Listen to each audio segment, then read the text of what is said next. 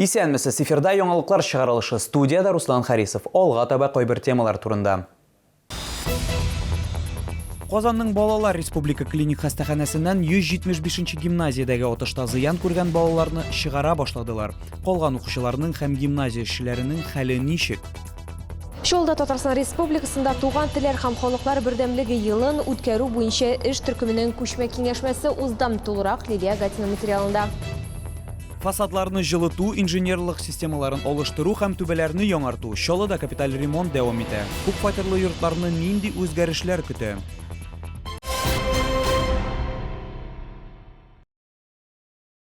Соңгы тәүлектә Татарстанда яшәүче 29 кешедә COVID-19 диагнозы расланды. Чаллыда узган тәүлектә коронавирусның тагын 5 яңа очрагы теркәлде.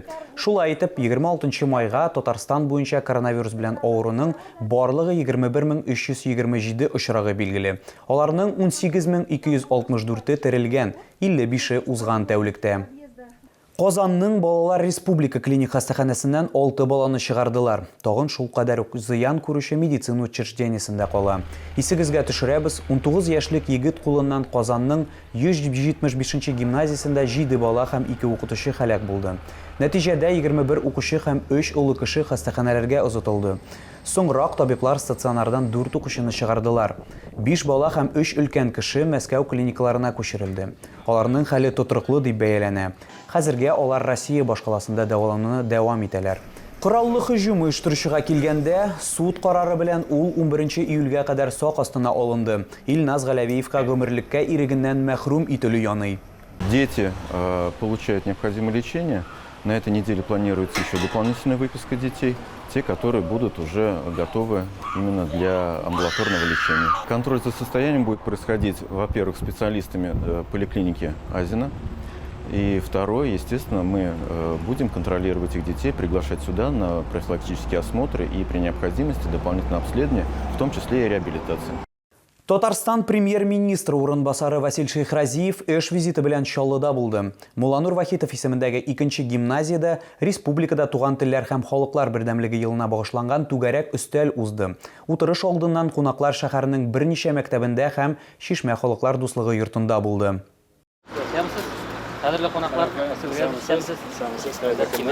Чаллыга сәфәр программасы бай эчтәлекле иде. 11 һәм 39 мәктәпләр, халыклар дуслыгы йорты һәм 2-нче гимназия. Бар җирдә дә кунакларны иҗат номерлары белән каршы алдылар. Аларга дәресләр һәм түгәрәкләр үткәрелүче кабинетларны, спорт залларын һәм мәктәп театрын күрсәттеләр.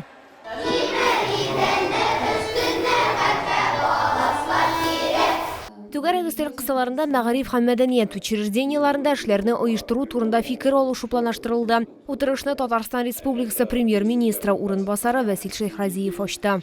Для того, чтобы понять и увидеть, что у нас делается на местах, в районах, в селах, в деревнях, аулах, мы начали проводить выездные совещания. Сегодня мы в Челнах, и в Челнах уже смотрели ряд наших объектов. И столовое совещание для города Набережные Челны и Нижнекамска проведем здесь. 2021 ел республикада туган телләр һәм халыклар бердәмлеге елы дип игълан ителде. Татарстанда төрле милләт халыклары яши һәм катнаш никахлар күп, традицияләрне һәм һәр халыкның туган телен саклау мөһим дип белдерде Василь Шейхразиев. 11 мәктәп уңай мисалларның берсе булып тора. 1 сентябрьдән биредә башкорт телен өйрәнү буенча сыйныфлар ачылачак. Расписаниедә әлеге дәрес булмаса да, кайбер укучылар якшәмбе мәктәбе кысаларында инде башкорт телен өйрәнә дә башлаган. Оформление, которое вы можете здесь видеть, да, посмотрите, оно представлено Министерством образования и науки Республики Башкортостан. У нас в школе работает квалифицированный учитель башкирского языка, у нее второе образование учитель начальных классов. Она готова обучать детей башкирскому языку. То есть у нас методические и кадровые условия имеются. Буларның барысы да Татарстан һәм Башкортстан хөкүмәтләре килешүен тормышка ашыру кысаларында эшләү мөмкин булган. Василь Шейхразиев сүзләренчә, узган атнада шундый ук түгәрәк өстәл Менделеевск районында үткәрелгән. Анда Крешин авылында барып җирле халык белән очрашу уздырылган. Утырыш Чаллыда да үтте. Чираттан эзләй тора. Лилия Гатина, Айдар Мусин, яңалыклар. Яш педагоглар үшін перспективалар, мәгариф системасы актив үзгәрә, яңа технологиялар, әзерләү профильләрен киңәйтү һәм күбрәк чит илдә укыту мөмкинлеге. Шаллыда халыкара педагогик форум узды. Шараның оештыручылары булып Шаллы дәүләт педагогик университеты һәм Рейм университеты чыкты. Биредә дөньяның берничә иленнән катнаштылар. Булачак белгечләрне нинди үзгәрешләр көтү турында тулырак хәбәрчебез материалында. Санлы симуляторлар, околы ручкалар, интерактив токталар. Буларның барысы да мәгариф системасын үзгәртә ала дип ышана белгечләр. Технологиялар тар юнәлештәге педагогларны әзерләүне түгел, ә киң профильле кылышларга мөмкинлек бирә. Студенты на сегодня уже обладают компетенциями, когда они не боятся приходить в класс с использованием цифрового симулятора, с использованием практических методов обучения, с практиками, выходами в школы, детские сады. Поэтому это уже сегодня другой выпускник, готовый ко всем проблемам, которые возникают в школах, в том числе и психологического характера. 9-нчы тапкыр үткәрелә торган форум кысаларында дөньяның 10 иленнән югары уку йортлары вәкилләре җыелды. Яшь белгечкә остазны беркетү, яшь педагогның һөнәри адаптациясе, яңа методиклар кертү, чит илдә укыту мөмкинлеге кебек мөһим темалар буенча фикер алыштылар. К 2024-2025 году у нас детишек, которые будут выпускаться из общеобразовательных школ и дальше будут поступать в вузы, в том числе и педагогические, прирост будет более 1 миллиона 200 тысяч. У нас также существует проблема старения педагогических кадров в стране в целом. Барлык проблемаларны да хәл итеп була дип ассызыкладылар Россия Федерация мәгариф министрлыгында. Илнең югары уку йортлары вәкилләре педагогларның һөнәри компетенцияләрен күтәрү буенча актив эш алып баралар. Шулай ук укуны җиңелрәк, үтемлерәк һәм кызыклырак итү мөмкинлеген карыйлар. Лилия Гатина, Диана Малярова, Сергей Вильданов, Яңалыклар. Фасадларны жылыту, инженерлык системаларын олыштыру һәм түбәләрне яңарту. Шаллыда капиталь ремонт дәвам итә. Шәһәрдәшләр үзгәрешләрне күреп алган инде. Күп кенә биналарның фасадлары яңа төсләр белән буялган.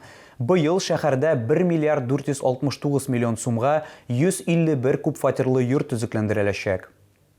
Елена Румянцева 30 елдан артык 14-12 йортында яши. Капиталь ремонтны бер генә тапкыр да уздырмадылар ди Шаллы кызы. Йорт иске, урыны белән ярыклар да барлыкка килде. Шуңа күрә эшчеләрне түземсезлек белән көттек ди ханым. Конечно, рада, особенно те, которые живут вот в торцах.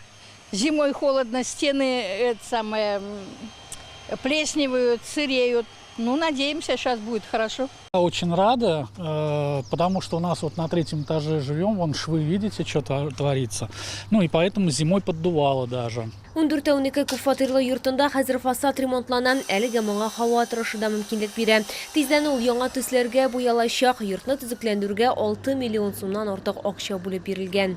Контроль за капитальным ремонтом осуществляется помимо управляющей компании, также УКК при администрации города Набережные Челны.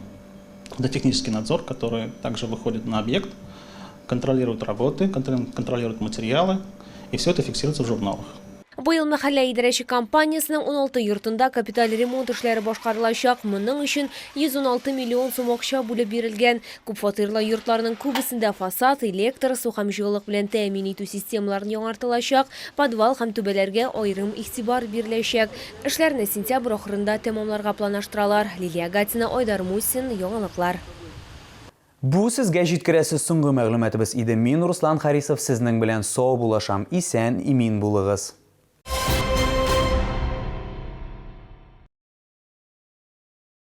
Нашествие динозавров, доисторический мир животных юрского периода, интерактивный динопарк полномасштабных моделей древних рептилий, окутанных тайной исчезновения. Только до 6 июня в Набережных Челнах. Торговый центр «Палитра».